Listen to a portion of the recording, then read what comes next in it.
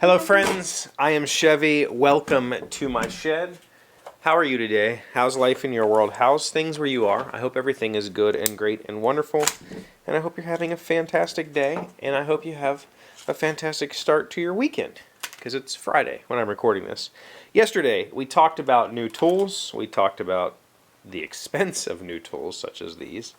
And I wanted to tell you I have a plan, and it's kind of a silly plan, and it's kind of a frivolous plan, but it's been something that I've been thinking about for a very long time, and I'm going to do it. I'm going to do it the moment that I have it's not going to take a lot. I'm going to buy very cheap for this particular plan, but on almost every single project, there are 2 or 3 router bits that I use. I use one of 2 different roundover bits. I use one of 2 different chamfering bits, and I use pattern bits. I use those 3 bits all the time. I have 3 routers. I have a router table that has a router mounted in it that is great for doing pattern bits, for pattern routing. I can just, follow templates, glue templates, whatever, or double stick tape some templates on, and I've got a wonderful router for that. I have a big guy. I have the big guy here that has this fixed base. It also has a plunge base. This used to be mounted in my other router table. This is great for doing larger chamfers, larger roundovers, for doing big, fancy work, right? Big, heavy stuff. Really good router for that. And then I have the little guy. Almost always is a 1/4 inch roundover bit in this thing, and it's okay. But the problem is none of these routers are quite right. This is the closest to right that I have, but this whole thing up here makes this very unwieldy and very difficult for me to use with any degree of comfort. It's just, this battery thing is not correct. So I have a plan, and my plan is, I've never seen anybody do this, and I don't know why. The hardest part about using these 3 tools with those 3 bits is the changing of the bit. Because often, especially like on this guy, in order to get to the lock for the spindle, I have to take this off. So to take that completely off to get to the lock, so I can take this off, loosen the nut, loosen the collet, take the bit out, and then put this all back together. That's really freaking annoying. Like, super annoying. Especially when I'm switching back and forth between one of 2 bits constantly. It sucks. My plan is to buy 2 or 3 of the cheapest routers I can find. I've found a couple of 1/4 horsepower trim routers on Harbor Freight sells one for like $35. It's a little too lightweight, I think, for what I want to use it for. I found a couple on Amazon that are $45. And here's the thing, I don't really care if it's crap. I don't care if it's got a little bit of run out. I don't care if it's not quite perfectly 90 degrees. It's just going to be doing a few specific tasks. One, I will keep with a router with a 1/4 inch roundover always in it, always set up. I won't have to adjust the depth. It's just ready to go. Done. The next one will have a V-bit, because when I start making this furniture, all of the backs of this furniture have the place that I'm mimicking uses some sort of beadboard, and I don't know where they get it, because the only beadboard I can find is melamine beadboard, and I don't want that. So I'm going to make my own. I'm going to make a small jig that I can put the router in and zip, zip, zip, zip, zip, and have a 1/4 inch, or not a 1/4 inch, have just a small V-bit always in that router ready to go. And then I will have another small router with a small chamfer bit always in it, ready to go.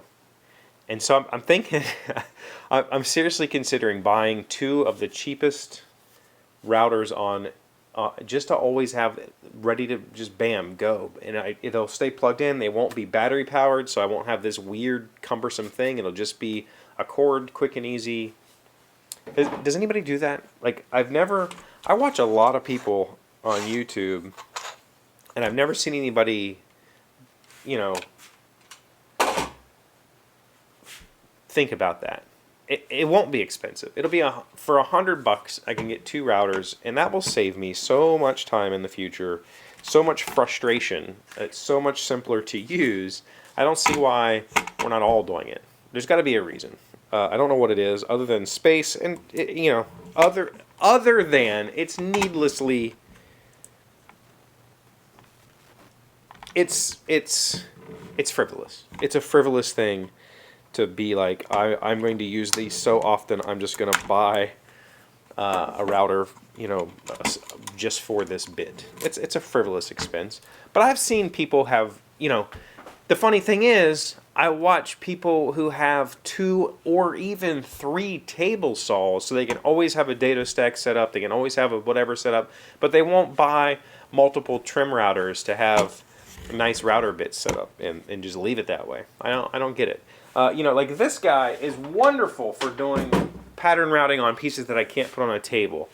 It's wonderful for a big, heavy chamfer bit. It's really good for stuff like that, but it's just too damn much for a real, you know, a real like 1/4-inch shank thin trim router bit that's going to cut veneer, or it's going to just, you know, touch up 2 thin pieces real quick.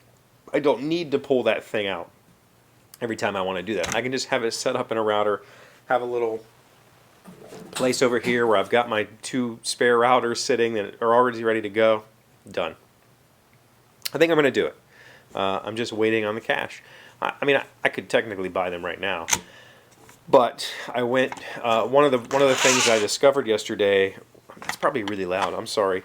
One of the things I discovered when I went to buy these yesterday is that there is no pine available pretty much anywhere, and that's going to be the hard point. The hard part for me right now in making this furniture is finding the wood. I'm not sure how I'm going to go about that yet. I have some 1x8s here and maybe a couple of pieces of 1x10, so I can make some smaller projects, which I intend to do next week, because I'm going to have a small order, or not order, I'm going to try to batch some things out for M's parents to take, but I can't make any of the big stuff right now. So I got to find a source, a cheap source for pine. I'm hoping maybe I can figure out how to, you know, buy in bulk. Like if I could buy $500 worth of pine, what are you going to give me? We'll see. That's all I have for you today. Thank you for being here as always. Thank you for liking, commenting, subscribing, being amazing friends and wonderful people. I really appreciate you. And I'll see you again tomorrow. No, Monday. Today's word you should know to sound smart is elocubrate. It is a verb meaning to produce a written work through lengthy, intensive effort. Thanks to a few $100 passed along to a classmate, Miles did not have to elocubrate his term paper and could instead attend parties with us. Elocubrate. E-L-U-C-U-B-R-A-T-E. That with produce a written work through lengthy, intensive effort. That is a definition of how this book I'm writing is going. It's been very lengthy and very intensive. We're getting there. I'm this close to starting on the rewrite. I'm really, really close. I think I have it mostly figured out.